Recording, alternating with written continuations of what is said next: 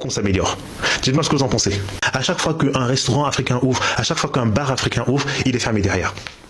Pourquoi est-ce que j'ai arrêté d'aller dans les restaurants africains? Un jour, j'invite un collègue à moi et à chaque fois qu'on se retrouvait pour manger un bout, on allait dans les restaurants occidentaux. Je me suis dit, bon, allez, je suis Camerounais, je suis africain. Donc, je vais te montrer ma culture aussi. Donc, dans ma ville, il y a une Camerounaise qui a un restaurant. Je serais content, je vais chez elle, je la préviens, on veut manger ci, on veut manger ça, on viendra tel jour, on sera à 4, s'il te plaît, fais ça bien. Ok, pas de problème. Je passe commande, hein. Maintenant, j'arrive au restaurant avec mon collègue qui n'est pas africain et on s'installe, je dis alors c'est bon pour le poisson? Non, elle nous a fait un mélange de je sais pas quoi, franchement, on dirait un tchèp avec du poisson, avec, j'ai pas trop compris. Un truc, rien à voir avec ce que j'ai commandé. Ok. C'est pas grave, on mange, on commande à boire, tout se passe bien, enfin, tout se passe bien, c'est vite dit. Il y avait un mec archi bourré qui est tombé sur notre table, il commence à baver sur notre table et tout. Ok, ça encore, on passe. C'est l'ambiance africaine, c'est pas carré, c'est convivial, c'est relax, y a pas de problème. Ensuite, vient le moment de payer. Déjà, depuis le début du repas, on n'a pas parlé prix, parce que je savais que j'étais dans ma famille, entre guillemets. Je savais que j'étais en Afrique, donc peu importe la situation, on trouvera une solution. C'est comme ça que je me dis. Maintenant, au moment de payer le repas, que j'ai mangé malgré moi, parce que c'est pas ce que j'avais prévu de manger. Maintenant, au moment de payer l'addition, je lui demande, ok, ça fait combien par plat? Elle me dit 15 € par personne. Ok, le plat, donc sans compter les boissons. Et ensuite, il y a un autre client dans le restaurant qui veut payer aussi avant de partir.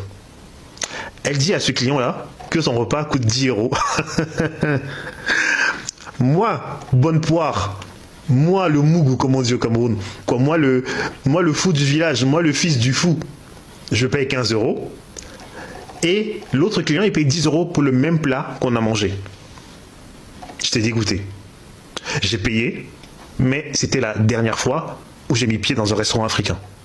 Ce n'est pas carré, il n'y a pas de carte. Parfois, il n'y a pas de carte bleue. Le service ne va même pas. Pas de sourire parce qu'il y a certaines personnes qui viennent ouvrir des restaurants ici, mais ils ont encore l'impression d'être en Afrique.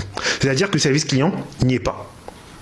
Pas de sourire, pas de flatterie, même pas flatterie, c'est trop demandé, mais pas de sourire, pas d'aimabilité. On dirait qu'on est venu la faire chier dans son restaurant. Alors là, je ne parle pas de cette restauratrice là, mais je dis en général. Nous avons beaucoup à faire pour améliorer notre place dans le tissu économique à l'étranger. Que ce soit au Canada, aux US, en France, en Angleterre, il faut qu'on travaille sur notre service client. Il faut qu'on travaille sur notre présentation. Il faut qu'on travaille sur notre esthétique. On a tellement à faire. Lorsque tu te balades en France, parfois tu tombes sur des restaurants qui sont là depuis des siècles. Tu te dis, mais comment ils ont fait? Parfois, ils n'ont pas grand-chose. Hein. Ils ont genre 5-6 plats, mais ils les font à merveille. Le truc est carré.